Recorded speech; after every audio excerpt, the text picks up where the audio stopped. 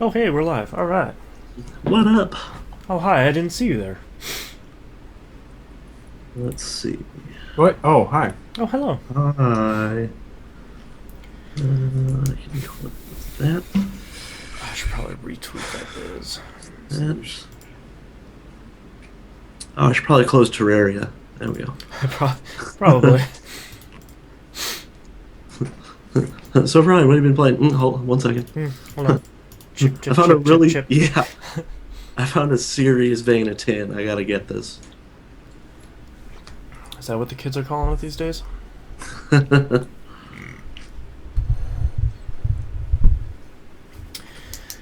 Okay, for anyone watching the live stream, we are doing 2 episodes today. This is episode 321. Later on, we'll do 323. We did 320 and 322 last week. This is our last live stream of the year. We will be back on January 5th. Sweet. Because we all need a vacation. Yeah. Very badly. Yeah, I got the whole week of Christmas off too, so. I finagled enough vacation time to get 2 weeks off this year. Oh, It's nice. gonna be so nice. Yeah. Not gonna get dressed for days. It's gonna be sitting around my pajamas playing games. Finishing them, putting them in the case, throwing them across the room, yelling Yeah. next. I'm done with you. Be gone. I was really disappointed to see that SteamOS cannot be dual booted yet. Yeah, I think a lot of people are forgetting that it's not actually released. Yeah. Is it just a beta? Yeah. Yeah. So there's a I was bunch ho- of weird things about it. Yeah. I didn't want to sacrifice my whole computer to just try it out, so I was like, I'll wait for it. Yeah. But I like that it's actually based on Debian instead of Ubuntu. That makes me happy. I think that was a smarter choice. Yeah, because you have too much cruft with Ubuntu. Yeah. Okay, you guys got your what you've been playing? I want to get this started here since we have I'm about good to go 8 whenever. hours of shows to record. Yep. That's it? Yeah, thereabouts. Maybe 10. Okay. Knobs, do you have your recording from episode... Let me look here. 320? 322? Oh, fuck. I never uploaded that, did I? Yeah, upload that with your other stuff today. Please. I forgot because I was going to do it after this, and I just forgot about it all week. Yeah, that's fine. I I just do have want to start cutting those episodes today and see if I can wrap them up. Okay. Nice. Alright, ready, gents? Yeah. Sure. If we Let's must. Dude, I'm just drained from the crap I've been dealing with this weekend. Alright, well, let's get started in 3, 2, 1. Welcome back to another episode of That Video Game Podcast. I'm your host, Boston. Over there is Knobs. Hi. And over there's the Hannah. Hey, hey. And, I don't have anything else to talk about at the beginning here. So, let's just get started with what you've been playing. Knobs. Hi. Hi. How you Hey! Hey. Yeah, it was a good week. Play some games. Yeah. It was, real cold and snowy here in the tropical Cleveland, Ohio. Yeah. Good week to stay in, grab a blanket, Oh, Yeah. yeah. play some games. What was nice to curl up underneath the blanket. Yeah. It was sore knees and all. Monday night game night, as usual. Start off with Left 4 Dead 2. Had another pretty close match. We had a problem with Donnie starting off as host. We had a whole bunch of lag issues. The first round totaled between two teams 83 points. Ooh, Whoops. that's a rough round. A real defensive game. Yeah, neither team really made it much further than the ladder going up to the top. We played Death Toll. Oh, It okay. has that bridge Yeah. is broken in half. You go down and Yeah. come back up. Yeah, no team really made it too much farther than that. I broke away. I kind of went for a little bit of a jog, but you know what? I don't think that round counted. Yes, because we had some major crashing, and we decided to let the other team play that part. We took our 25 points we scored the first time around, or whatever it was. It was bad. Your 2.5 points. But we crashed, I think, literally on almost every map. So we had to have like official scoring this time. It came down, I think the spread was maybe a couple hundred points going into the finale at the boathouse. And I think it had one of those finale glitches where all of a sudden, as soon as you trigger it, the rescue vehicle's already there. You just we had no idea. We made it to the room, and we all died before we could really trigger the finale. One person made it off the boat and won the game for the other team. Oh, And cheaters. It was tough. We should have kept our second round of the first round. I think it would have been a little bit tighter because I think we had 200 points the second time around. But Ooh. oh well, board's board as far as I'm concerned. So it was another big L for me. I played some Crimson Dragon over the course of the week. That plays like Panzer Dragon, and I totally forgot how to play that game. that will happen. Well, it's been... How long has it been since Panzer Dragoon Orta was the last one, right? On the original Xbox? I don't know, like 02? Yeah, something like that. I have a copy sitting on my shelf, and I haven't been able to play it because it's not one of the backwards compatible games for 360. That's surprising. Of all the games not to be backwards compatible, like I'm surprised that one didn't make the list. God, that game was good. Every time someone mentioned Crimson Dragon, I was like, I should go back and play that. I really don't have the gusto to go out and get a system. Yeah. Like, because I know it would be like $20. Like, I could get a regular Xbox for that. Yeah.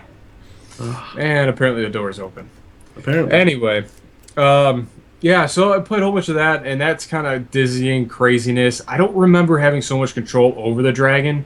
I always kind of remember Panzer Dragon just kind of being on rails. Yeah, you didn't really have to move around much. That's a different thing about this one is it's not on rails, but it kind of is. Yeah, it's not. on the screen frame is your rail. Yeah. That you can maneuver all around that. So it's kind of like a cross between Panzer Dragon and Space Harrier. It's kind of I'm what glad you it said seems. Space Harrier because I was like, if he doesn't say anything, I'm just gonna say Space Harrier.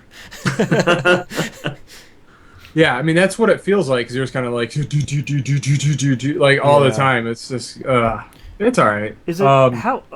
Hold on, I want to talk about Crimson Dragon because you're the only person that I know that's played this. Everyone seems to hate it. Is there something wrong with the game other than the microtransactions? I didn't even know there were microtransactions. I just started playing it. Huh. It just for some reason people are like, yeah, it's not good. And I'm like, but why? And they're like, well, it's not fun. Like, it's for how? It plays exactly how you think it should play. I don't understand what you were possibly expecting out of it.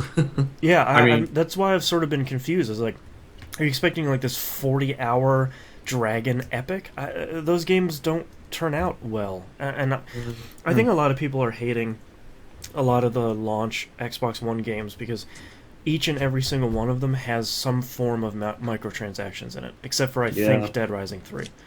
And that's kind of a bummer, but that's not a reason to hate the game if it doesn't really need it. Oh, Persona Gold in chat says, they released a major patch since the complaints. The difficulty was apparently really hard and there was a lot of grinding involved, I heard. It was difficult. I'm not going to lie. That first area was difficult. Oh, okay.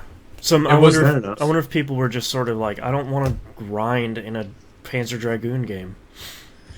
Which would make sense. Yeah. I didn't die. I was close to death a couple times. I was running into a lot of stuff. I was like, oh yeah, I can move the dragon. Like type moments. Like, oh, yeah. Oh, this giant spike falling at me. I should probably watch that. Oh, that's pretty. Oh, it hit me. Yeah, that's half my health. Okay, oops. Then. I won't do that again. Sorry, dragon.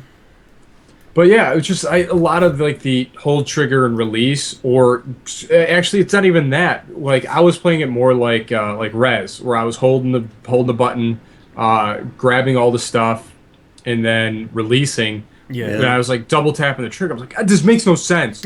And it's finally like, oh, I have to highlight it, then hit the trigger to fire. Oh, okay. That's weird. Everything makes more sense now. Okay. I wonder if there's an option where you can sort of move it back to that like standard painting mode. Yeah. Because that would be a problem for me. Yeah, I think it'd be an issue for me too. it threw me for a loop for a while, so I figured it out, and then everything was normal again. Yeah. So Sweet. it was just a matter of just playing with the systems. I didn't really play a tutorial or anything, so I just kind of jumped right in like I do with everything. Why would you? Yeah. Throw caution to the wind. Yeah, same thing with Killer Instinct. Like, Hmm. I don't know about this game. Like, I haven't paid for anything for it yet. Like, so I'm just using Jago or whatever, Yago, whatever Ninja I Dude's think name it's is. Jago. We'll go with it. Whatever, Ryo, Jago. Yeah. The Sword Dude. Legend of Cage. Yeah, glowy arms, tattooed man. Yeah. But yeah, it's so I've been playing it mostly. The only time I'm really playing it was with Seven Hender over in Germany, and Of course. you know what? Like it's pretty much just my knowledge of 2D shooters, 2D fighters is the only reason why I'm having any sort of success in this game. Mhm. The combo system is really complex, Mm-hmm. and a lot of it has to do with parrying and breaking other guys' combos. Yeah. Because if you can break the person's combo before they have a chance to finish it, it deals almost no damage. So you could have like 30 hits and maybe take off like a sliver of health because you didn't hit it with a finishing move. Yeah, there's some really cool like mitigation stuff Yeah. in there where it's, a 30-hit combo doesn't mean anything unless because there's like, how I understand it, because I've been watching Giant Bomb play it a lot, there's like a starter that Yeah. kicks off a combo, then you do all your whatever stuff in a combo that you can sort of do multiple branching paths, and then at the Yeah. end you have to finish it with a finisher, and then all that cumulative damage takes effect. But if Yes. someone counters it, or if you cancel out and don't go back into another combo or something, you can mitigate all of that damage, which I think is kind of cool. That's interesting. I like that. I think it sets I'm not going to say the game's bad.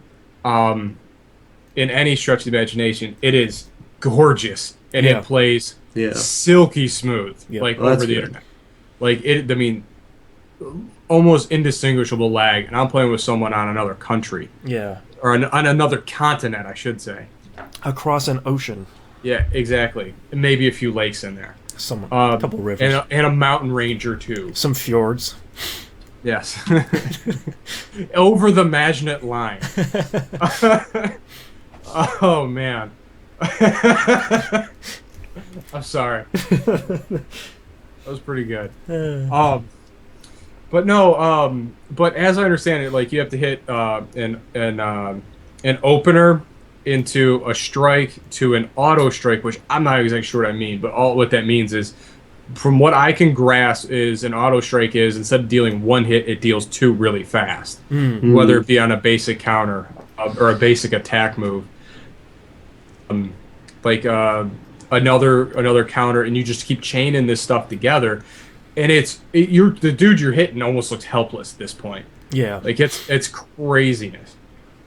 And then I guess there's different forms for guys. Like different stances and stuff. No, like there's there's a supercharged mode that you can pull, like the X whatever in Marvel vs. Capcom, where the guy's okay. an island, except the Yeah. dude turns like overly black and has got like Super Saiyan lightning bolts all around him. It's the best way I Nice. can describe that, and does extra damage. The specials are a lot of fun, just because like it drops this weird slow motion like character model behind you and turns like this weird shadowy color, and then you chain that into another thing, and then you juggle them up in the air and then get them back on the ground and keep hitting. It's a fun game to watch. I mean, if you see any videos on from our friends list and stuff, they're pretty crazy. Every fight Nice. looks intense. Yeah. I've seen a lot of stuff from the dojo, the tutorial there, and I would really encourage anyone that wants to play Killer Instinct to go through that, because it does a really great job of explaining the basics of here's how combos work, and here's what each one of these stages of a combo means, and then here's how you actually perform that stuff, and then it's doesn't seem like it's really long, but it's really clear about, all right, we're going to do step 1, 2, and 3, and then put all those together, and then you have a combo. Now let's go to Nice. the more advanced stuff where you can put more of that stuff together. It's really pretty impressive. The only thing I don't like is that it's a 6-button game on a 4-button face controller. Yeah. That's my only real complaint. And that's probably why I really don't like playing Street Fighter that much either. Yeah. Is I'm sorry, you have to work within the limitations of your input device. It's not like the old days where you have an option to go out and get a 6-button controller right away. Well, and I feel like most people's answer would be like, oh, we'll just go get a fight stick. All right, but the fight stick is $200 on top of a $500 console, so that's not really an answer. And even the base controller is $60-something, so that's not really... That's price prohibitive. Yeah, I agree. I do like I do like the game and the speed that it plays at. I just wish there was air dashing. Yeah. We are spoiled for air dashing. Well, that really, I think, ruined almost all 2D shooters. God, why do I keep saying that? 2D fighting games for me. Yeah. Is the sheer mobility in the Guilty Gear and Blaze Blue franchises is your characters are just so mobile and you get yourself out of trouble. Like, I'm still trying to do perfect blocks and like, oh yeah, that's not this game. Yeah, that doesn't exist in this game. Whoops. Like, it's so weird. Like, I keep trying to do moves from that genre into this, and it just doesn't work. Yeah. Yeah. I've always thought of Killer Instinct as more in the Mortal Kombat family than in the Street Fighter family. Yeah. Yeah, sort of it has its own inherent insanity. Yeah. It's, I guess the split you would make there is Japanese versus American. Sure, yeah. You know? Yeah. Yeah, I think that would be a big differentiation you can make between the two. Yeah. I played some DOA 5. I was testing the 360 pass through the Xbox One to the TV. Yeah. Nice. Just to see how the lag was as far as input. Mm-hmm. I really couldn't find that much of a difference, and I was just trying the what's it called? The training modes. Oh, yeah. The actual input combos, because some of those need to be stupid accurate. Yeah. And the only ones I had trouble with are the same ones I always had trouble with, like the Asunu drop and some of the timing on some of the throws. Huh. The throw combos. Well, that's interesting. I had no problem pulling off Tina's crazy like side kick, grab him from the back of the head kick, where you have to time it as soon as it hits the character to pull him back down towards you. Huh. And I even replayed that particular move 5 times to see if it was just a fluke. And I did it every time. Like, I was like, I never pull this one off. I don't understand this. But that seems to be promising. Yeah, Cool. interesting. I didn't play anything online with it yet, but I am curious to see what that is. I'm going to test that out on Left 4 Dead Monday night is one day. So, Ooh. which we won't find out until next year. So, Yeah. I gotta start scratching some stuff off here. Let me see. Played some Iron Brigade last night. 4-player co-op. Very nice. That's how We you do kicked it. we kicked the crap out of some tubes. Yeah. Yeah. That 4-player is just insanity. Yeah. Apparently, I'm a I'm a bad guy in that game because little knobs. Like, here come my pack of knobs. I was like, hey, wait a minute. Wait, hold on. Oh yeah, I forgot about that. They're the little balls that roll and blow up everything. Yeah. And so we all laughed about that. It was Donnie, Tomsy, Nintendork, and myself good group. playing 4. So it was just craziness. Donnie dropping down the most useless stuff in the game. Here, I put down a repair bot. It doesn't work. Go figure. Why would you do that? So we had a good time. I know we had to kill like 3 big willies in one round, so it was intense. Everybody's kind of focused and then not realizing we're getting lit up from behind us. Yeah. But that was really cool. It was really cool to play that game some more with some people for once. For sure. Let me see. Yeah, that was last night.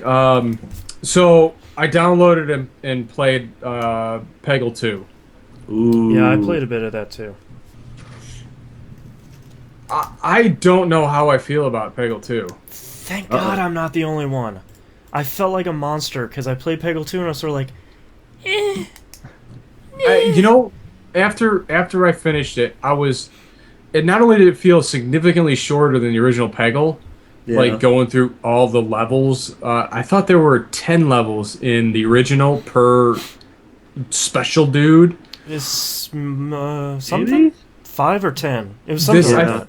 I think this was like maybe 5 or 7. I think Okay. it felt short. I thought it felt was 10, but a lot of them at the beginning were really short. Yeah. Yeah. I don't like any of the other whatever avatar things that like are the special powers. Peggle Masters, or whatever they Masters? call it. Yeah. I don't like any of them. How many have you gotten through? I'm did all of only them. on the second one. I did all of them. Oh, Wow. well, I crapped out way earlier on Peggle 2 than you did.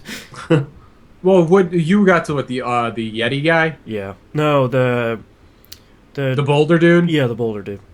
yeah, the gremlin or whatever he is. Yeah. I did like the first one. I thought, hey, this is promising because they kind of totally upgraded the unicorn guy. Bjorn the unicorn. Yeah, Nice. they totally upgraded him. I like his little horns too. Yeah. No, I liked his levels. I liked his power. The other ones just feel like they were trying too hard. Oh. Mm. I think my biggest problem with Peggle 2, and this is still sort of early days of Peggle 2, I feel like I need something a little bit more in Peggle. I don't know, like it's more Peggle, which is good, but I feel like when Peggle Knights came out, it's like, great, it's more Peggle. Alright, I can get down with that. But when Yeah. Peggle 2 comes out so long after Peggle 1 and Peggle Knights, I want something just one more thing in it other than like those pinball bumpers that are in there, because those are Yeah. fine, but like something more. I know it's just pachinko at the end of the day, but Mm-hmm. I just something. I don't know, like something felt off with me about it. I like the challenges. I don't know if it's just missing the magic that Peggle was. Like Yeah, it looks great. Like It don't get me does. wrong. Well, some of the art style stuff I think is a little weird, but it's kind of harmless. Yeah. But I don't know. I'm real torn on it. Yeah, I think you and I kind of feel the same way, where it's missing something, but when we try to think about what it's missing, it's just like, it's the stuff, some parts. I think it's missing some intangible quality. I don't know if it was just the charm of the original Yeah, I don't that know. I think has eroded over time of playing it. Right. Mm-hmm. But like I remember going into doing random characters and being excited when I got one of the Peg Masters that I really enjoyed using. Yeah. I didn't like any of these, like none of them. Yeah. Like pretty much almost across the board outside of Bjorn, but Bjorn is Peggle. He's you know? the Peggle It's- dude. Yeah. I think the other major problem, too, is PopCap should have never released this game without the multiplayer. That's unacceptable. I know it's coming later, and I know I'm fairly sure it's going to be free, but at that point, just don't release it. Just don't, that was such a big part of the original Peggle on XBLA that was sort of a sleeper function of it, where like, oh, we can play multiplayer. Oh, this is totally insane. Okay, let's Yeah. only play this for the rest of time. And for Peggle 2 to come out with a good amount of content and a lot of... I mean, each level has 3 challenges, and I don't know how many levels there are, 50-something in the total game. So there's plenty of stuff to do, but I kind of don't... I don't know if I necessarily care about it. Well, no, there's not just the 3 challenges per level. There's the actual like trials. There's 10 trials for every level that you're in. Yeah. Dimebag315 asks, who was your favorite in the first Peggle? I think I liked that alien Yes. thing. Yeah. Just because it was so satisfying to hit that green thing, it just was like boom. Boom. Yeah. Yeah. that or the that or- flower one. Yeah, I was just about to say that. The flower Yeah, was Tomsy really good loves too. the flower. I'm a bigger fan of the dragon. Dragon was is good. cool, yeah. Dragon can come back to bite you though, because sometimes you're like, oh, I just need to get these, and I just aim for those, and you miss like a whole section later. Yeah. Oh no, I always try to play off the wall. Like I this is how I always shot the dragon. I bounce off the wall and try to hit the bucket and get it to bounce back out. And almost Yeah. always it would hit the other wall and get me for a ring out. Oh, It was Nice. awesome. Yeah. Persona Golden Chat asks, it's coming to PS4 at some point, right? Yeah, it's only timed exclusive on Xbox One.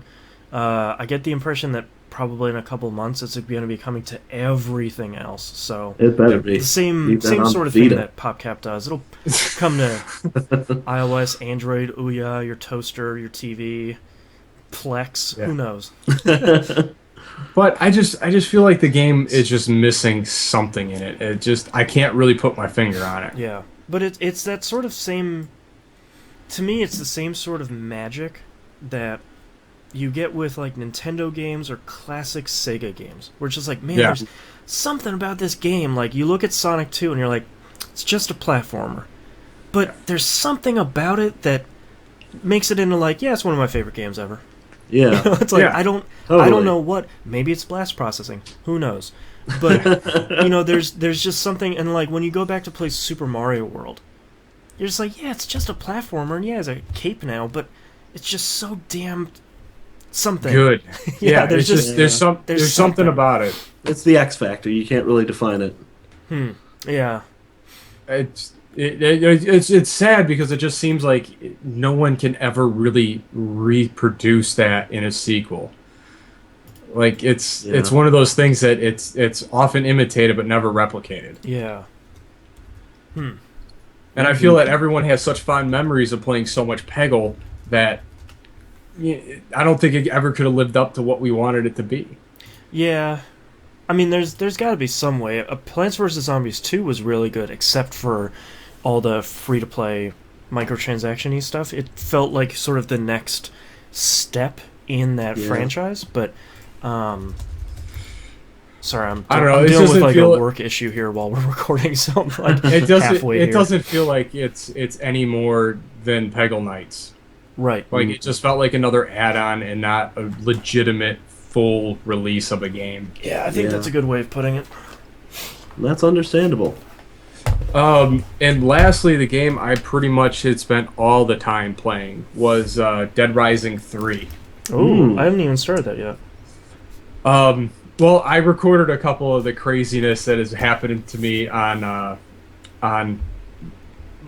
in my particular game. Can I've had Can I ask you a real quick question, though? Where did those go? where did what? Those video clips go? My clips.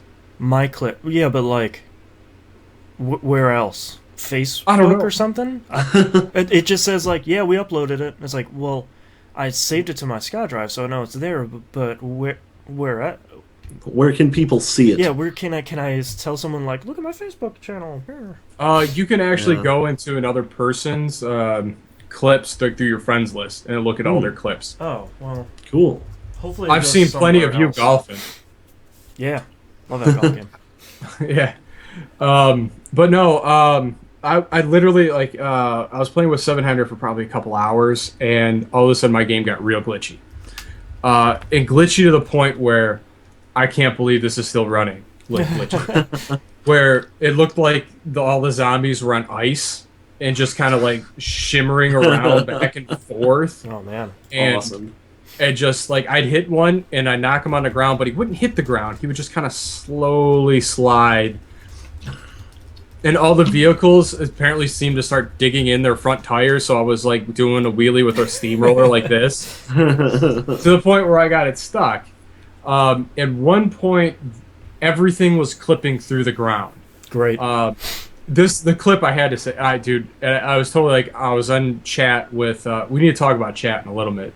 Anyway, I was in chat with 700, and all of a sudden it's like Xbox record, because as I was running up this way, I just see this big black thing just keep going like this through the ground, and as I work my way up the hill in this alley, all of a sudden like I just see like the front end of this truck just disappear. Then as I get to the alley, it just come rolling just back like up. surfaces like. Well, that and then the one like in this side of the screen next to me just starts sinking through the ground. Like it was crazy. Oh man. Nice. If you have my friends list, you got to look at that clip. It's madness.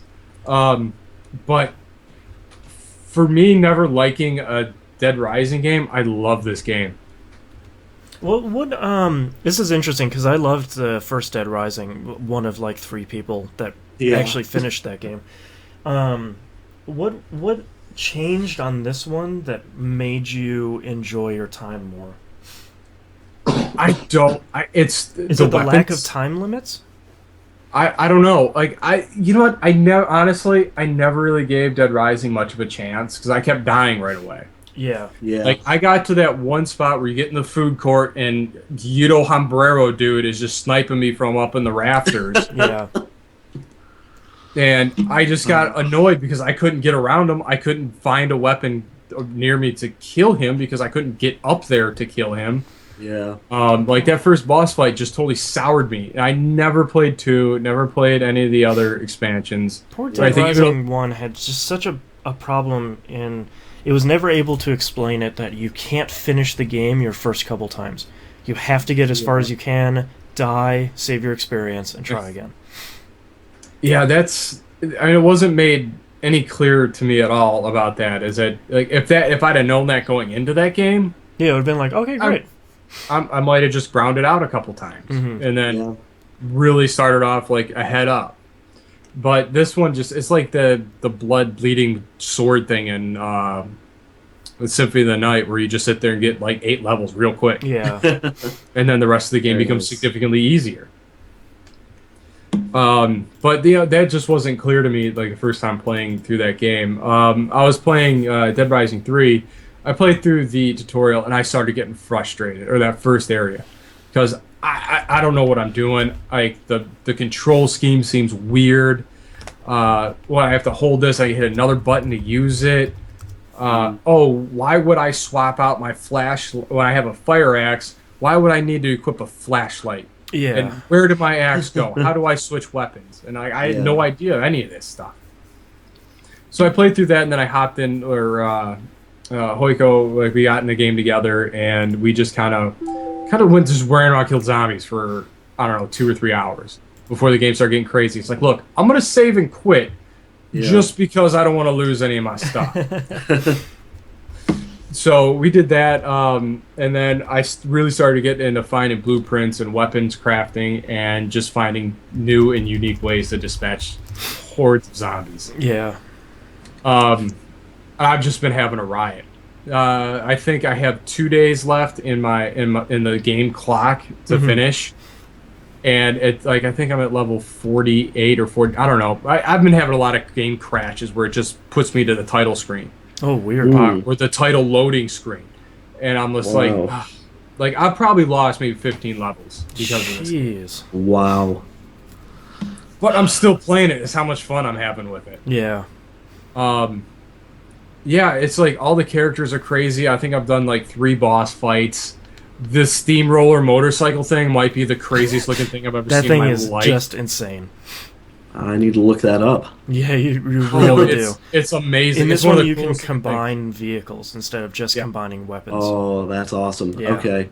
Yeah. I combined a tow motor and a fireworks van because it's awesome. You can.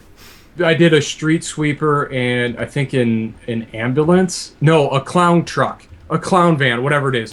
All I know is it has this weird head on the front of it and this weird Wookiee thing over top of the back like a scorpion tail, and I'm just sucking up zombies with it. Nice. And it controls like a hot mess. It might as well be a cat on roller skates. It looks like kitten mittens walking around. It's nuts. But I found, oh man, some of the greatest. I love the laser sword just because it's a lightsaber. Yeah. But it has such a unique, bassy sound to it. And the over-the-top flourishes he does when he's swinging this thing around. Like, it's not just your regular slash. It's like, whoa, whoa, whoa, whoa, whoa, whoa, whoa, whoa, whoa. Like, it's like he enjoys just making that sound. Who doesn't? So I don't know exactly what's going on with the story in it. I really couldn't tell you. All I know is I pissed off a whole bunch of people. I helped some mobsters find a dead body. in the zombie apocalypse, well, I had to go find a dead body. Why not? But it's all over the place. But I like saving people and getting them back up into the safe room so I can call them out later as help and stuff. And I love handing them like stupid weapons. Like I handed them the dragon punch a couple of times. All of a sudden, you hear this joke. Oh, you can. Oh, you. I'm like, oh my god! It just did it over and over again until the weapon blew up. Nice. But it's an absolute riot. I'd recommend that to everyone. Co-op is just a blast. You can go anywhere, whichever in the world. I was playing late one night, and all of a sudden, someone just randomly hopped in my game. I was like, oh. Oh, hello there. Well, but they didn't realize they were in. The Connect was on, so I could hear everything they were saying. Awesome. And I had this kid like trying to figure out like how do I make this bear thing? And I just I go around the world, I go and make the stuff, and then I drop it at his feet. He's like, how did this guy know I was doing this? And I alwast want to be like, dude, I can hear you because I have the headset on. I'm like, dude, I can hear everything you're saying. And you just hear, it sounded like a 13-year-old kid, his dad's watching him play, and some other little kids in the room with him. So it's just madness noise coming through my speakers. Nice. It's the true future. Oh, it's fantastic. I had a riot with that. Anyway, back to the Xbox One. Holy cow, party chat is ridiculously clear. Really? Honestly, it's clearer than the conversation we're having right now. Well, that's why they bought Skype. Yeah. It is. It work. You know what? Outside trying to figure out how to get it to work, which good job Microsoft for screwing up party chat. Yay. And I'm not even sure how we end up in parties. All I know is when Seven Hender's on, we're automatically in a party. Yeah, because you didn't leave your party last time, so it automatically picks up your party.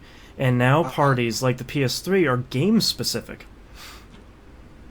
Oh, that's kind of weird. That's really weird. Yeah, it's also not great. Like, I understand why they went for it, because they have this whole crazy 3OS system, and I know it's saving it for, hopping into games when you're doing other stuff, but yeah, don't break the party system of the 360, because that worked how everyone wanted it to work. Yep. Yeah. And it was one of the best features of that system. Yep. I love playing like different games, and then everyone's playing something else.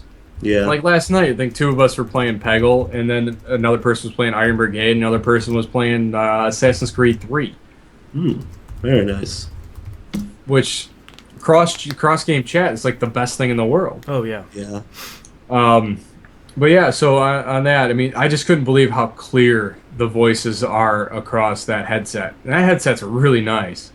You're not disconnecting that thing from a controller by accident, ever. No, I mean, you're having a hard time disconnecting from a controller on purpose. Yes. I'm scared I'm going to break it at some point. Like, Yeah. I kind of got to just trying to just get it off. That's how I feel when I try to take the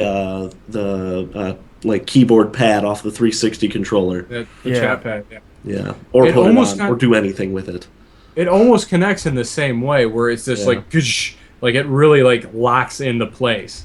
Yeah. I do like the pause, or not the pause, but the mute actually has a light cross in it, like through the microphone. Yeah. So you can actually look. Oh yeah, I'm muted. Oh, I'm muted. Derp. Yeah.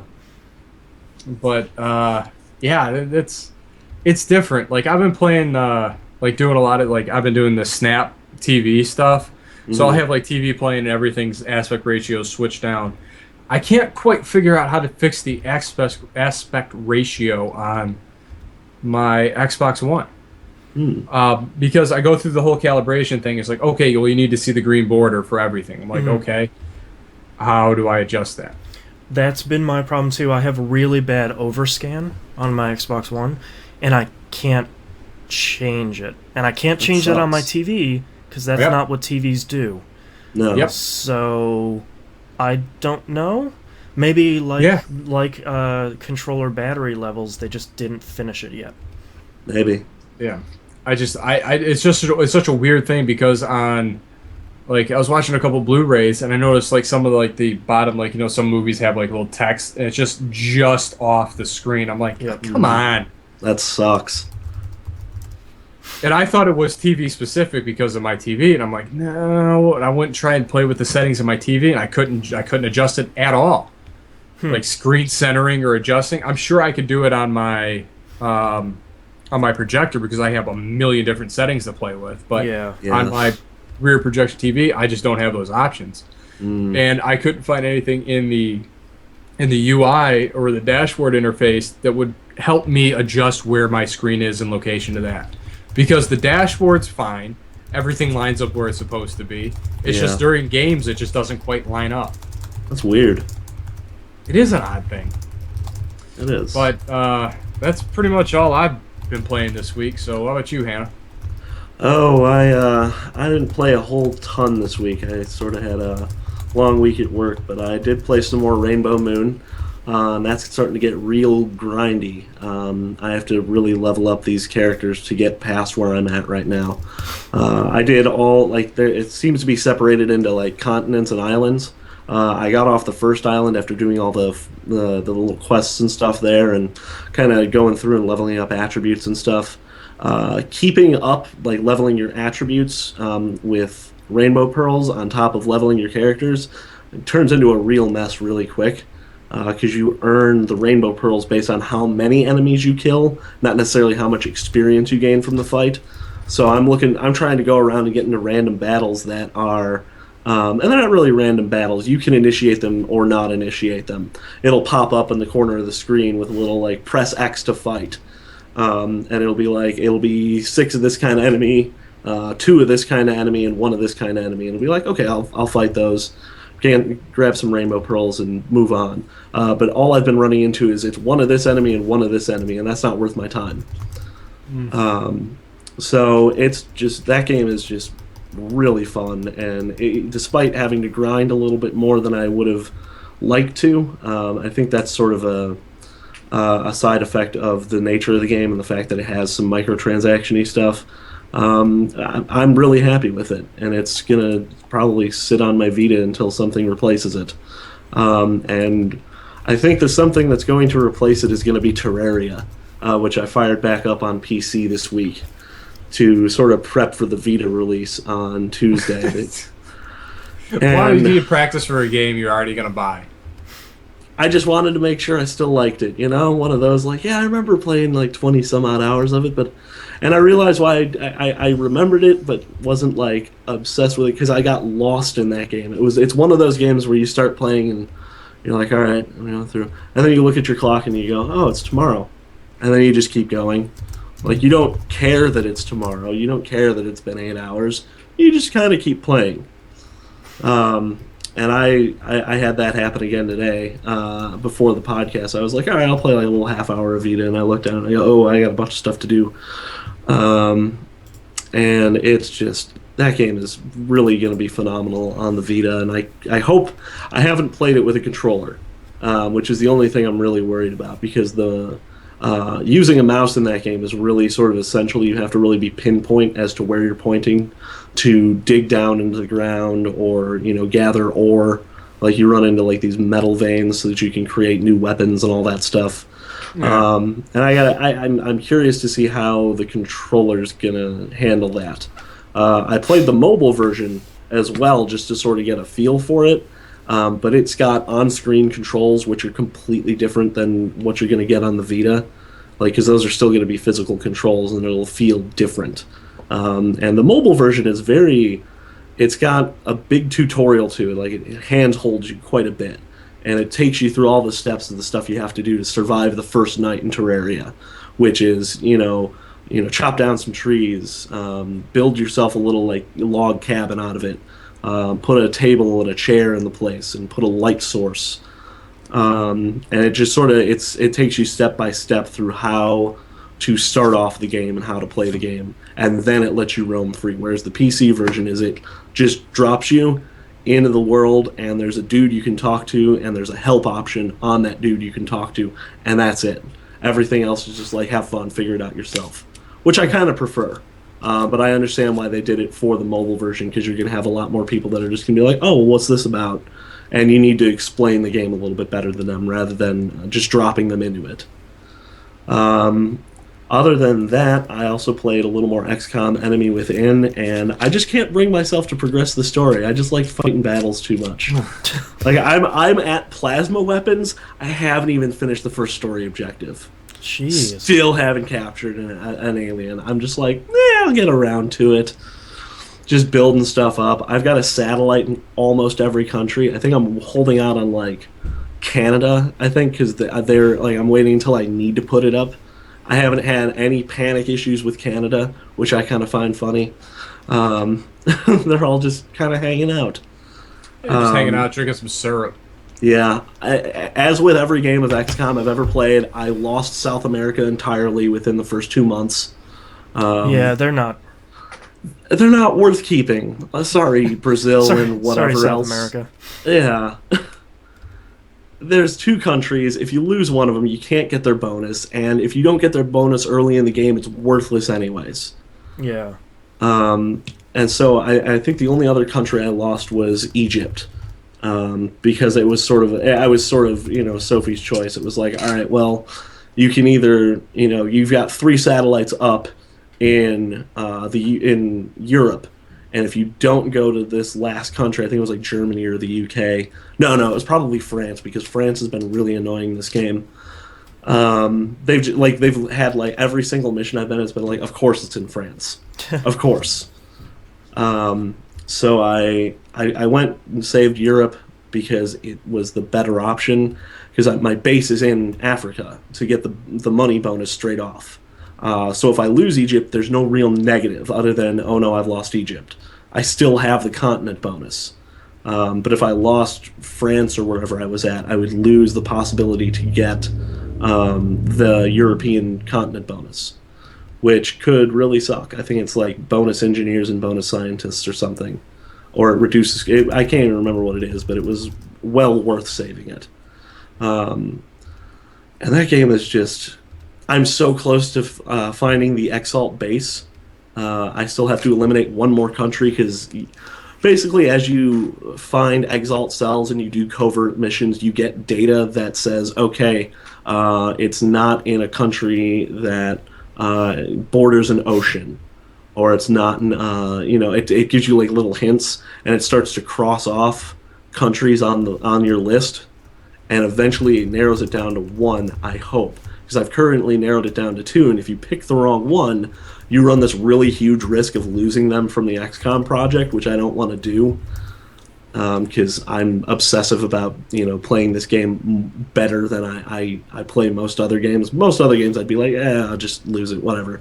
This is like, there's so much tension that builds up in this game that you're like, I can't lose anything, I can't lose anything. Hold your ground. And it's been... God, this game's just too much fun. And the last game I played this week was the Wasteland 2 beta. Ooh. Yeah. This is what Fallout 3 would have been if Interplay had made it. Interesting. Huh. It is straight up just you get plopped into the game, and they give you this, map, and you have to go from point A to point B, and try to find an oasis to fill up your canteen because you're in the middle of the desert or in the middle of a radioactive wasteland. And it costs water to get from point A to point B on this map. So if you don't have enough to get there, you're kind of screwed. You need to try and find an oasis or something. It's really interesting the way they chose to approach it. It's got a very big survival element to it as far as being on the map. Now, once you actually get to a destination, it's very much built like it's the same engine that Shadowrun Returns is on.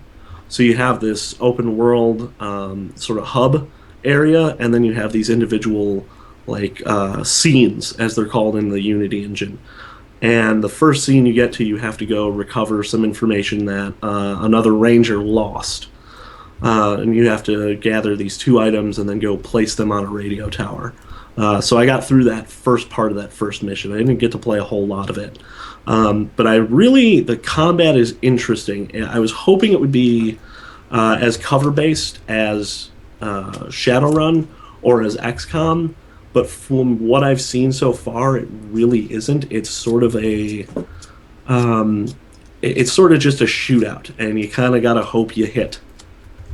It's been really interesting because when you start up the game, you have to pick your party and build your main character. So I did a custom build for my main character, made him a sniper, and gave him a couple of extra skills.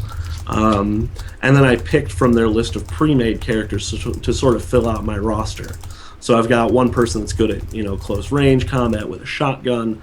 I got one guy that's good at like picking locks and stuff, and he's just got a pistol. And then I've got like the equivalent of a medic, who has like the surgeon skill. He can patch people up, can issue like blood packs and painkillers to people to kind of keep everyone up and alive. But like I said, in the combat, there's not a whole lot of places to take cover, at least as far as I've seen. The maps they're not conducive to it during the random encounters on the big world map. So you sort of get surrounded, and you kind of just have to fight your way out, which is interesting, but I don't know if that's the best way for it to go. I would kind of like the option to maneuver and really play it like a strategy game, like I was hoping it was. But I'm enjoying the game overall, though. It's got a very old school like RPG feel to it, which is what roped me into Shadowrun. And it's got enough going on in the story to keep me kind of following each thread from point to point. And I'm really hoping the game sort of expands and like the combat gets a little more in depth. I think maybe because I'm so early in the beta, or because it's so early in the game, maybe the combat just hasn't hit that range of complexity quite yet. I'm thinking it's much more that than anything. Like as I progress in this game and get to new areas, it'll be like, okay, there's going to be more opportunities to utilize cover. There'll be more opportunities to utilize each character's individual skill set in my group. But so far, I mean, as a game, it's definitely a beta. I've run into a couple of minor glitches, like on one of the combat maps. If you span around it using the arrow keys and start looking into it, you sort of like look past the like mountains and stuff that seem to be kind of keeping you inside, and it looks like there's a tunnel in there, but there's no way to access it, so you're sort of seeing through stuff that I'm not sure I'm supposed to necessarily be seeing through. Which is the really channel. Yeah, and I'm like, well, it looks like I should be able to get there. I want to get there, but there's no way. But yeah, Wasteland 2, if you're looking to get in the early beta, they actually put it up on Steam Early Access for like $60. It's sort of a steep price, but if you're into the old school, like the old Fallout games or any like the old Baldur's Gate games, it's extraordinarily similar to that. It's that kind of setup. And I would definitely recommend checking it out. But that's pretty much all I've been playing this week. All right, I'm dealing with an outage here at work while we're recording, so I'm going to sort of fly through some of mine here. Still playing Lego Marvel Superheroes. The progress bar says I'm about 50% through. Nice. Finished the main story stuff and finished kind of some of the additional bonus levels. Wish the game was a little bit clearer about what you need to do to get in some of the bonus levels before you travel all the way over there. Yeah. The open world stuff is now, as I'm trying to collect everything, is starting to sort of become a nuisance. Because there are these additional little side levels that, like the other Lego games, you would need so many gold bricks to build the door to get into that level. Okay. But instead of like past Lego games where they're all in the same room, they're all spread out across New York. So you have to travel to get to them, which isn't bad, but it's just kind of like, well, I'm not going to spend my time going over there to figure out that I'm like 70 gold bricks short. Why don't you just say it on the map? How many I need? So that's kind of a bummer, but the game's still great. That's not a real reason to stop playing. Mhm. Already talked about Peggle 2. Power Star Golf. Ooh. Picked How this is it? up. It's really good. I it reminds me a lot of Hot Shots Golf. You know, Oh, the nice. same sort of 3-click swinging mechanism. That's the way to do The it. kind of goofy characters. All the characters look like they're coming out of like The Incredibles or something. Cool. I can get behind that. The microtransactions are actually pretty okay. You cannot pay to unlock golfers or courses or anything like that. The only thing you can pay is you get tokens at the end of every round, and then you use those tokens to open up card packs, basically. And then those card packs can have, skill boosters like, 25% extra XP out of this thing, or balls or clubs or shirts or stuff like that. Like cosmetic stuff. Well, not really cosmetic because, like Tiger Woods, they all change how you play. So, Yeah, like, they'll have attributes tied to them. yeah. It's kind of a bummer that there's no real actual store. It's all all of those packs, but the Okay. packs are reasonably enough priced that even if you play a couple of rounds, you'll be able to afford one of the really big packs that have guaranteed like purple or blue items in them.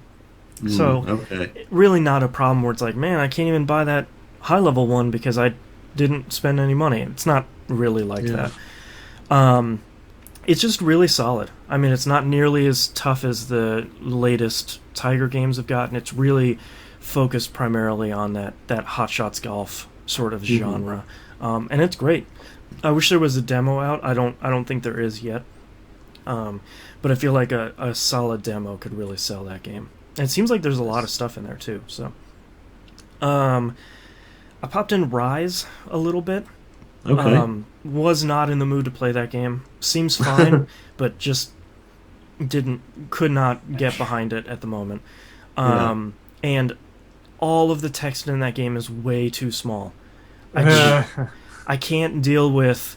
Yeah, it looks really nice, but I can't read anything on the screen. So Yeah. developers need to remember that just because it looks nice on your screens or a computer at 1080p does not mean it'll look nice on my 40-inch TV when I'm sitting in my living room. So make Yeah. that bigger. Played a lot of Assassin's Creed 4. Felt kind of Nice. sad that I hadn't played much of that. I played, an hour or two before. And I think the game said I was like 2% in. I'm now like 27% of the way in. I spent the majority of yesterday playing it. That game is really good in pretty much every way that Assassin's Creed 3 and AC Revelations was not. Ooh, might have just sold me on this. It's the intro to that game is at most maybe an hour, and then it lets you Okay. loose in the world. A little bit after that, they give you some tutorials for how to do the ship-to-ship battles, and then just turns you loose and says, all right, Okay. here's a bunch of missions you can do for the main storyline. Here's a Yeah. bunch of missions you can do for some assassin stuff. And then, also, just you can go ahead and sail the world. So Nice. have fun doing that. And I've spent a lot of my time just kind of sailing around, getting in trouble, finding small lost islands, grabbing treasure maps and finding where the island is, and then digging up the buried treasure. That sounds like a blast. It's Yeah. It's everything that I wanted out of AC3, where you just want them to keep taking the training wheels off with every game, and with this one they're just like, all right, just go crazy. This is the world. You got a ship. You got a whole crew. You can fight. The ship-to-ship battles are incredible, and it's really something else to really hammer on this other ship until it's in flames, and then board it and kill all of Yeah. their crew, and then take that ship. Nice. And But it's on fire. well, you put it out. The other cool thing, I'll talk more about this in the future. But the other really cool thing is that mini game from the past ones where you'd be like, "Oh, send your assassins out on missions." Yeah. That's back, except you're sending your fleet of ships on missions Oh, around. nice. Very nice. And it's like, all right, Awesome. that makes way more sense, and that's Yeah. way more interesting. Mhm. It's just all that stuff.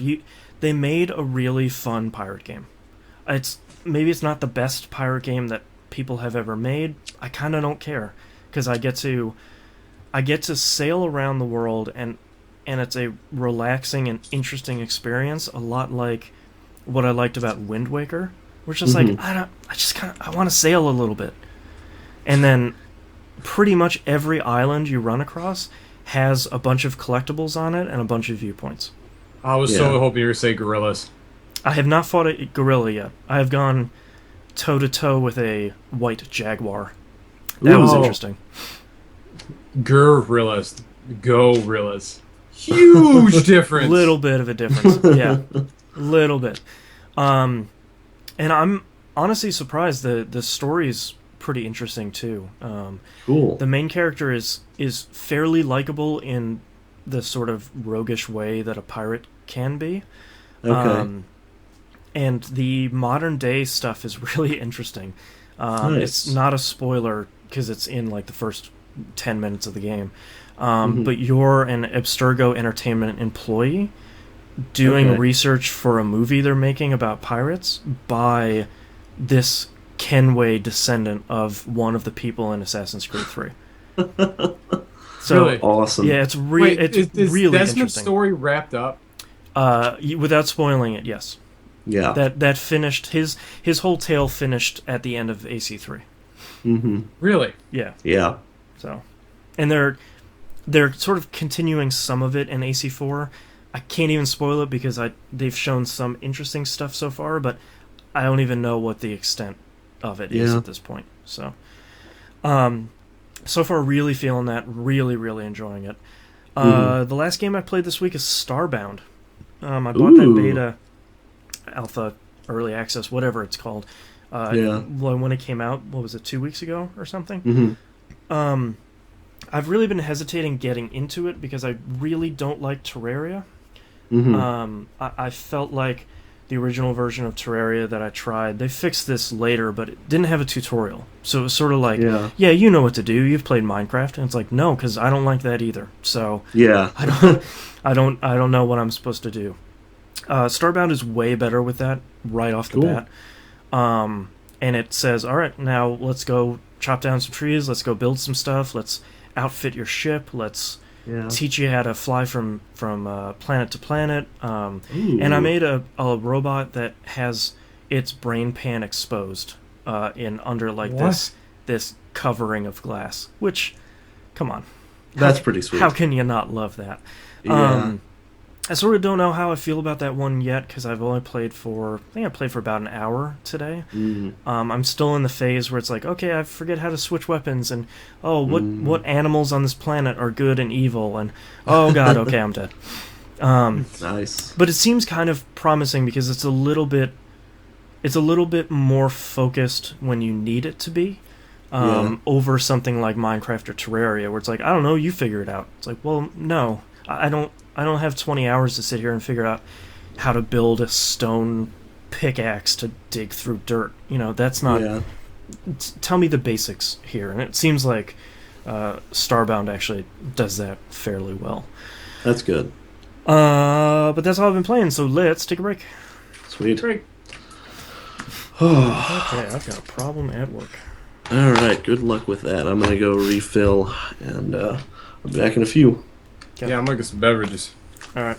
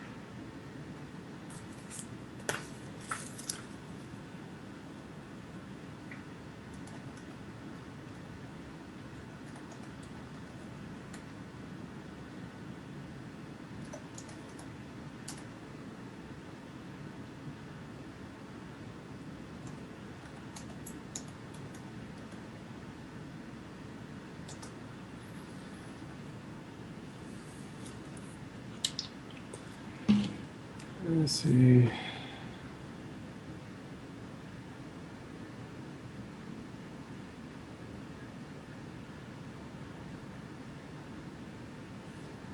Oh, Firefox, why are you sucking a dick tonight? Refresh.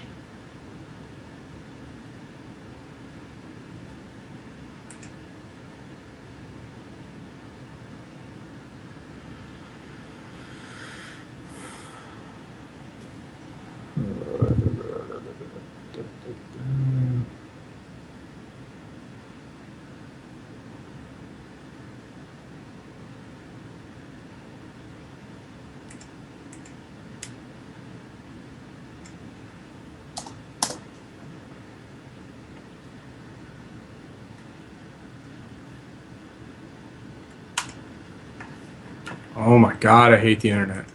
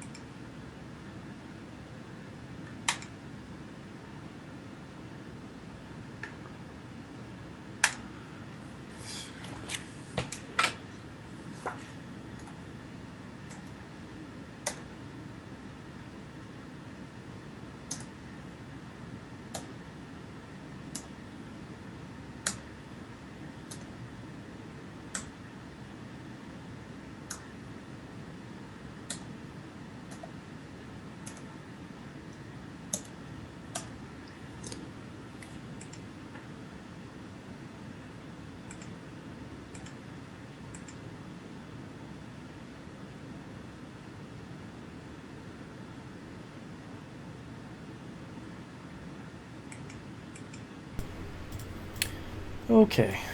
Oh my god. Oh, hi. Hi. Of course, chat's not working. Alright, once Hannah gets back, we gotta knock the rest of this out quick. I gotta go into work. Oh, are we blowing out the second episode then? Depends. I don't know how long I'm gonna have to be at work, but I have to go, and I've got an outage. Do you want to record it during the week then? Yeah, if I'm gonna be out for too late, then yeah. Okay. What time is it now? It's 3. Yeah, we might just want to push it out until this week. Great. Sony Pictures Store does not show pictures. Great. It's fucking... Also, Ew. sorry to anyone watching the live stream or watching the archive. Chat's just broken. I don't know why Twitch can't get their chat together. Questions abound.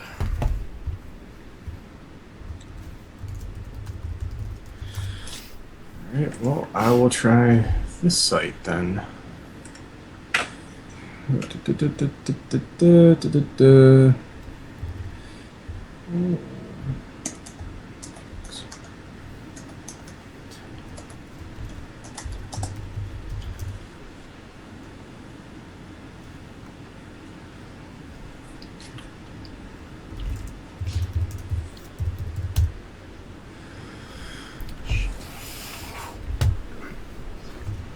Okay, great, great, great.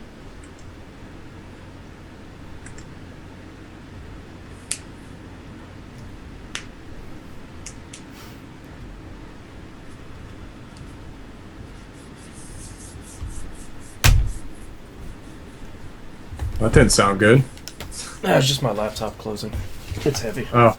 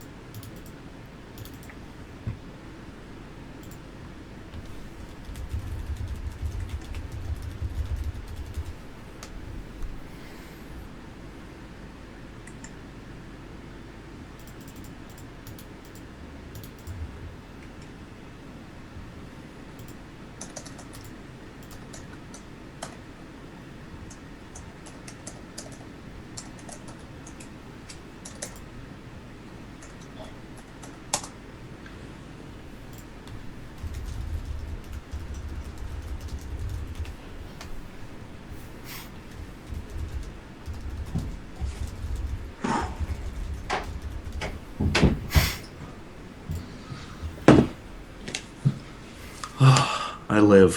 Hooray! Yay. Alright, I was telling Knobs, we gotta bang out the rest of the 2 segments in here. I gotta go to work. I've got an outage. Ooh, okay.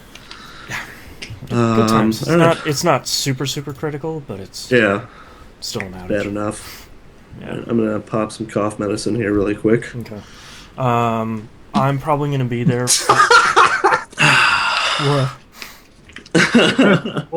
What? Oh. Shots! I'm probably going to be there for a while, so we'll probably record the predictions episode during the week, maybe? Question mark? Okay. I don't know. Yeah, that's fine. Just give me like at least a day's notice. Yeah, so I'll let you guys know. Thanks. All right. I am ready whenever you guys are. All right. Yes. Let me do one quick thing, and then we should be okay. I know. Knobs, XBGS is the Xbox Games Service. Apparently that's a thing now, because it's no longer XBLA. Because there is no XBLA. Whatever. That's just dumb. Yep. Okay, let's go. So that sure all that stuff will be rebranded during the course of next year. Yep. Wait, what? Hold. All right, stop it. My You thing, ready? my thing stopped recording at like 12 minutes for some reason. I Oh, just noticed it on that's okay. Audacity. I got Pamela. Christ. Yay. Why did Hey, at that? least it wasn't me this week. Yeah. Yeah. What the heck I happened still here? do have Pamela, right? Yes. Oh gosh. Nope. Oh, So no. everything's fine. Everything's all right. Oh, Whew, don't we're scare good. me like All right, everything's fine. Whew. All right, let's do this. Yeah. all right, let's go. All right, ready in 3, 2, 1. Welcome back, everybody. We got releases. Boomer, please get off my lap. Barker, barker, barker. U.S. release for the week of December 16th, 2013. Bit Trip Runner 2 for PlayStation Vita. That should be a good place to play that, I think. I'm Yeah. gonna check it out. Yeah. Pinball Arcade for the PlayStation 4. I did play this on the demo units out in the Best Buy in Great Northern, and yeah, that game's good. So Nice. for anyone that's picked up Pinball Arcade before, this is the game, the core tables, and Season 1 all comes as part of Nice. this purchase. And then Season 2 and 3 are going to be coming Q1 next year. So I think something like that. Yeah. Season 1 is still a poop ton of tables, so Yeah. It's pooped on a good tables. that's true. Terraria for the PlayStation Vita Yeah, is now yeah. available. There you go. Viking it up. Yep. The Walking Dead Season 2 for PC and XBGS, which is Xbox Game Service. I really Apparently. wish I would have gone back to play Season 1 and 400 Days. Because Yeah. I don't have a good save on my PC now. Yeah. Oh. All right, moving on to news stories here. We're going to sort of bang these out because I have to go to work. TVG PSA, early version of Steam OS is out. This is the beta version. Yeah. Caveat Super early emptor, version. you need to blow out an entire machine to install Steam OS during the beta. There No are reboot. no partitioning options. So you have an older machine, perfect. If you don't install it. Because Yeah, and it will do if that. if you've never installed Linux before, do it with a different OS first. Like do a test, like just Linux install. Yeah. Because this isn't like a standard, like this isn't like a prompt. This is like you have to install Linux and then run a bunch of script manually. Yeah, there's actually two versions of the SteamOS beta. There's that one that does that, and there's a much larger download, which is the entire thing in a wizard. Yeah. So, if you're scared of Linux, don't install this yet. It's a beta. Yeah. The final version will have a much more friendly install. Yep. But and by that point there will be a lot more games that are supported on Linux, which there's already a ton out there right now, but Oh, yeah. it's just they're going to be more as time goes on. So, Yeah. someone I know at work got a Steam machine as part of the beta, so hopefully I'll be able to get my hands on that over the next couple of weeks and see how cool that thing was. Yeah. How cool it is. Yes, it's pretty sweet. The next news story: Oculus VR raises $75 million more for a consumer headset. They originally raised, I think it was like 16 million, something like that, to get the tech off the ground and make those the dev kits that everyone's been playing with. But they said recently they figured out exactly how much money they would need to get a consumer grade headset out there on the market and make it sort of publicly available with a like a better 1080p screen and all that stuff. Nice. So they raised $75 million, and they say the company Oculus VR says a consumer version of the headset is months, not years away, though they're having problems making the device at scale, which makes sense. You're making a brand new piece of hardware that no one else has made. You're going to have some problems. Yeah. So that's kind of neat. Hopefully at some point we'll see Oculus Rift headsets at Target. Hopefully we'll all be able to do a podcast with them one day. Just That will be really that weird would to be watch the awesome. live stream. it would be really entertaining, though, Yeah. and it would definitely be the future. Just I'm gonna watching put some me throw paint some up. eyeballs on the front of it. Yeah, just Yes. sunglasses. Oh man! Just Put on the big sunglasses. circus glasses on them. Yeah. That's gonna be the best live stream ever. Yeah. And last news story here, 38 Studios auction completes. Don't get excited, it was a super bummer. 20 people/groups were supposed to take part in the bidding, only 5 showed up. Rise of Legends/Rise of Nations and their associated IPs were successfully sold to an unnamed bidder. We'll never see them again. I'm hoping that they'll show up on GOG and Steam at some point. I would assume that whoever bought them would be smart enough to want continued money. Unfortunately, no acceptable offers, quote-unquote, were received for Project Copernicus and Helios. That was that weird social media gaming platform they made. So that MMO probably not going to see the light of the day. No one knows what acceptable offers means. We've all sort of known that Rhode Island was asking for too much money for some of this stuff. Also, concerningly, no real news about Kingdoms of Amalur. Of course. Seems like it seems like it's almost guaranteed that nobody picked it up. But Rhode Island seems really disinterested in selling it for anything less than tens of millions of dollars, which is absurd. No one's going to pay for. Yeah, because you can't guarantee a turnaround on that. You can't even guarantee another game. I mean, who knows what that engine is like, and here we have a brand new generation of consoles, so can't even just bang out a sequel of that. So we're never going to see this again, and that's really depressing. Yeah, I really feel like this is this whole situation is really unfortunate from sort of tip to tail here, and I'm disappointed that a great game like KOA is just going to disappear. I think it's still pretty easily available on PC, but they had a really great framework for something that could have been really great. And just this perfect storm of unfortunate circumstances that really sucked them. Bit off more than they could chew.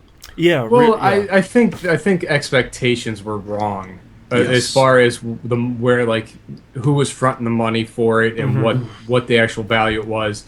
Like anything like in politics, like I'm sure this was an issue brought up and someone decided to make a name for themselves on it. Sure, and I'm sure that the state figured that we'll throw like $30 million at this and then we'll make billions. We'll make that Warcraft money, right, guys? Yeah. But no, not. There's a reason that's Warcraft money and not everyone's money. Yeah, and also that's the reason why making games is hard, because it doesn't always work. So. And I think the most unfortunate thing is I think this is probably the last time we'll be covering 38 Studios and big, huge games. Because I don't know where it goes from here. So, au revoir, bon voyage. I feel bad for Kurt Schilling on this, to be honest I do too. I think a lot of people want to put the blame on him for 38 Studios closing, but he put the entirety of his life savings on the line and lost it. Yeah. So Kurt Schilling, whatever you want to say about him, he doesn't have anything left. Because he wanted to follow his dream of making video games, and it didn't work out. Blew up in his face, and I feel terrible for it because usually, I mean, that's very rarely do we really hear that the risk and actual failure of something like this. Usually, it's just some mitigating things, maybe a couple $100,000 get transferred here, but to literally drag this guy through the mud for trying to do the right thing. Yep. And I think the worst of it is this is going to be seen as the case not to take risks with games. Right. Yeah. And people are just going to quote this over and over and over again, and they're not going to include the part about, well, there was some shady stuff behind the scenes. Right. You should still take risks. This was still a good game. Yeah. Yeah. Well, and that's the worst part about it is that it was a good game that this happened to. Yeah. Like, this should be, I mean, this should all rights be its success story. Yeah, we should be seeing a sequel. Like, we should have a sequel already. Yeah. But, I mean, building a game like that, or in a world like that from the ground up is a feat, and let it to be functional and have a very viable franchise created from it. Just to have it ripped out as soon as you started feeling success. Yeah. That's off the lesson of Schilling. Yeah, unfortunately. That's all the news stories we have, and actually we really don't have that many emails and tweets here, so we're going to take an unprecedented step and not take a break. Oh, What? No. Let's talk about emails. emails. Steven, aka Old Emu, writes in. Oh, hey. Oh, hey. Good day, guys that look like Ethan Suplee, Junpei Iori, and Will Wheaton. If I'm Will Wheaton, you and I are going to have words. Will Wheaton? Yeah, Will Wheaton. Will Wheaton. Thanks again for the killer show. It's been keeping me company at work these frigid nights. FYI, I keep my phone with the app playing episodes webbed between the siren and light controls. For those of you that haven't listened for a while, Old Emu is a police officer. Yes, in the great city of Chicago. Yes, Yeah. one of my favorite cities. So thank you for your service. Good Yes. sirs and madams of the CPD. Yep.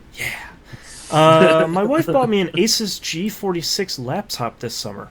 Recently used said Atlas to play through both Outlast and Gone Home. I'm dumbstruck at how hopelessly in love I am with the current state of PC game development. Note, I haven't had a capable rig since the mid-90s.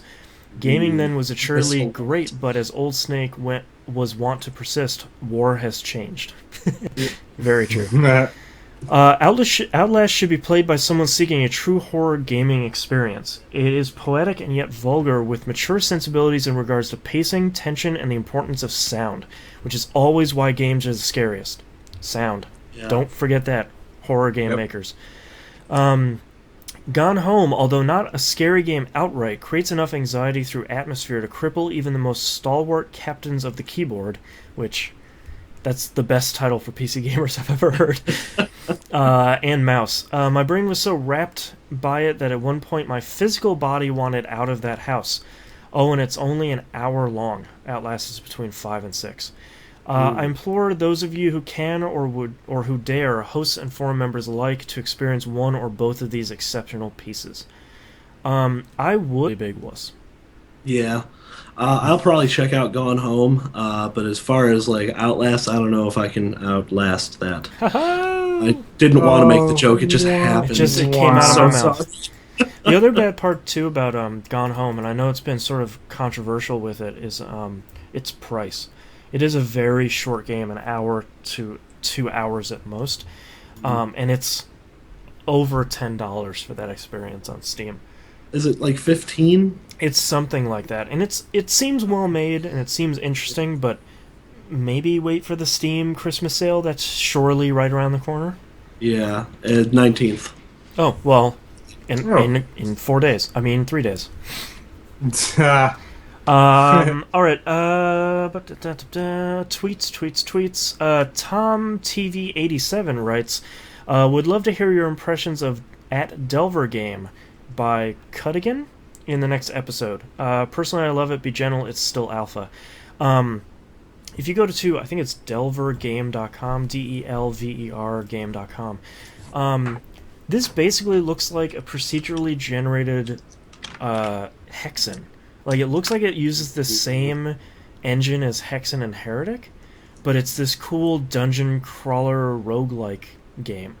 I'd never heard of it. Oh, yeah, I've seen this. This looks really interesting. Yeah, this looks really cool. So I'm hoping... I think it's on Steam Early Access, but it looks really, really early. But I'm going to keep an eye on this one, because that one... that seems really neat. This just looks like a good use of that style of engine. Like, you don't see those faux 3D engines anymore because no one uses them. Yeah.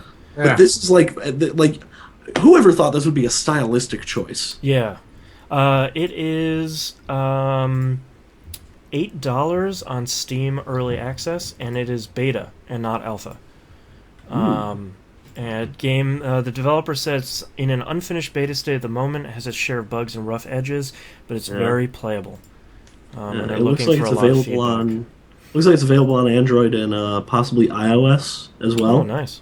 Yeah. So yeah, the full list of OSs here is Android, Windows, There's Apple, which I assume is iOS. Sometimes that's Mac, sometimes it's iOS, Yeah. and it's available on Linux, so it'll work on SteamOS if for those brave enough to try it. Boom.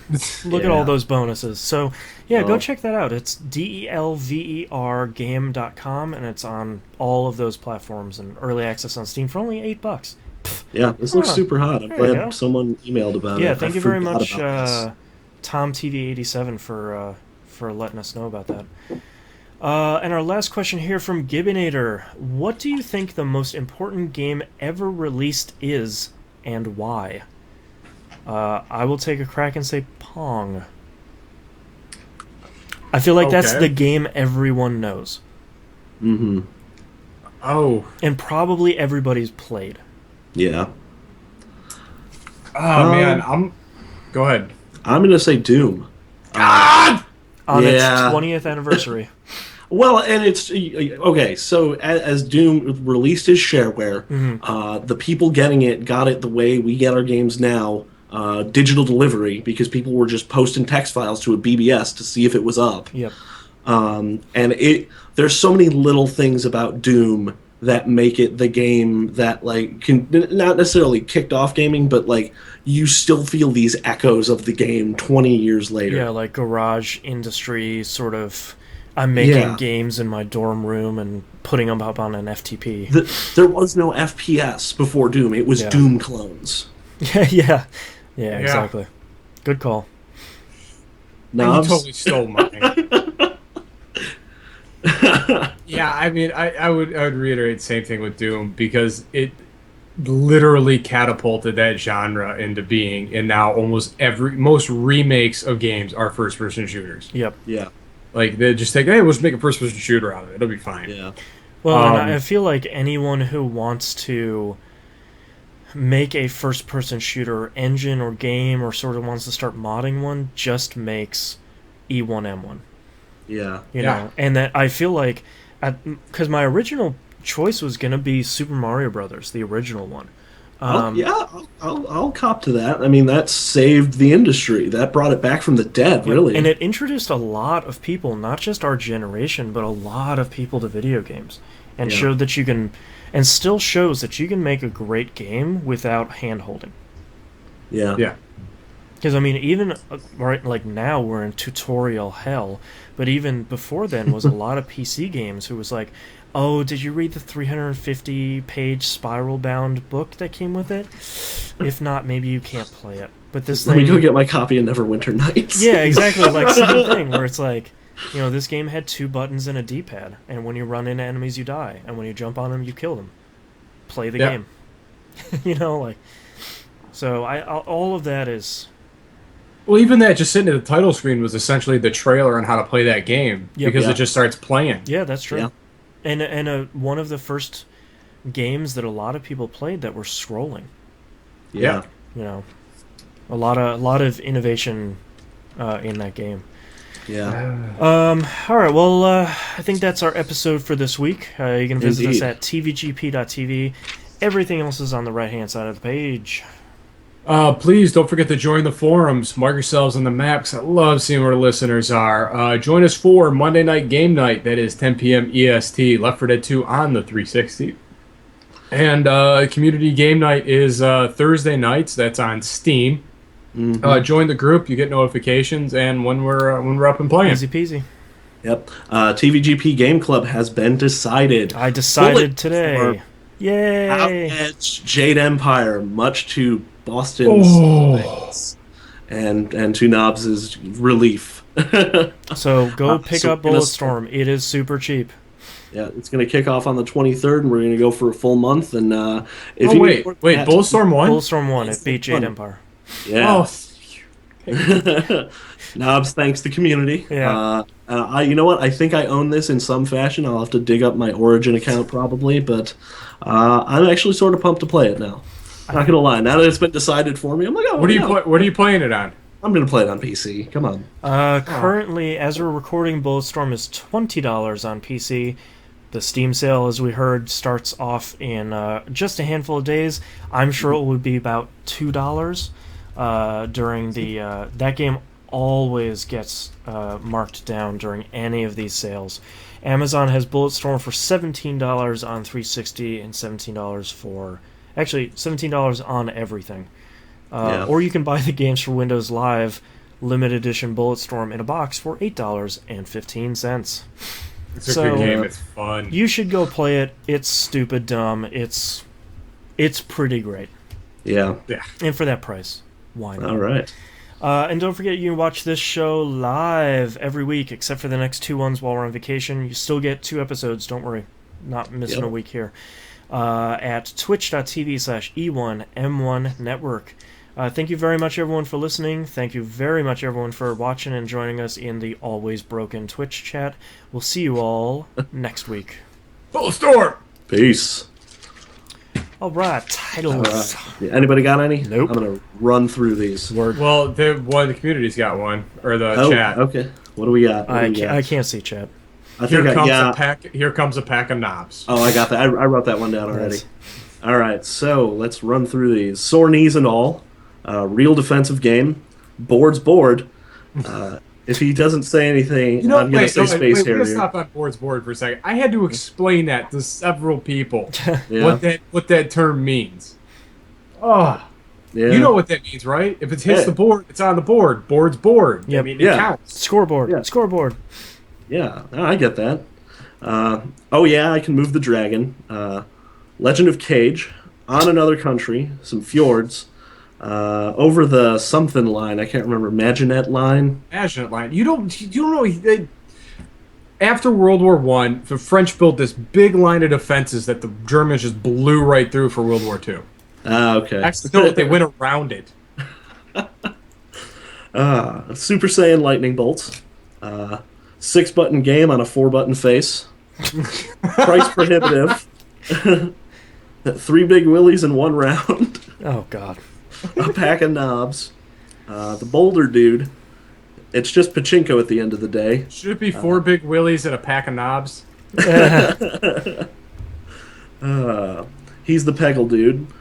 Let's only play this for the rest of time. Maybe it's blast processing. I've seen plenty of you golfing. Everything was clipping through the ground. New and unique ways to dispatch hordes of zombies. Clown van. Cat on roller skates. Looks like kitten mittens walking around. How did you know I was doing this? Here we go. I want to sail a little bit. Viking it up. War has changed. Poetic yet vulgar. Captains of the Keyboard and Mouse. 3 days. Tutorial hell. And 2 buttons and a D-pad. I like some fjords. Some fjords. Some fjords. Captains of the Keyboard and Mouse is pretty good, too. So poetic. Two it. buttons and a D-pad is pretty good. Yeah, some That's catchy our ones. logo. Yeah. Let's see if anyone catches it. That should be our title. TVGP, 2 buttons and a D-pad. There we go. That's the new caption. Which ones do you guys feel strongly about? There's a lot of good I'm a ones. big fan of Captains of the Keyboard and Mouse and 6-button game on a 4-button face. That is pretty good, too. Who said that? You did. What? Yeah. You were talking about Killer Instinct. Yeah. I'm sort of leaning more towards Captains of the Keyboard and Mouse. Yeah, Yeah. I'm big on that one. All right. Capitans. Keyboard. Ampersand. Mouse. Mhm. All right, starting in 3, 2, 1. This is That Video Game Podcast, episode 321 for December 16th, 2013. Captains of the Keyboard and Mouse. Peripherals. Really more of an admiral. All right, you guys can stop recording here. Well, Hannah already stopped. Yeah. Heyo. No idea how that happened. All right, thank you very much, everyone, for watching. Sorry, chat was broken for seemingly just me, maybe all of us. I don't know. We were originally gonna record another episode here, but I have to go into work to address an outage. So we'll probably be recording later this week. Just watch the Twitter account for deets. We'll be recording the predictions episode, so don't miss it. So thank you very much, everyone, and we'll see you later sometime.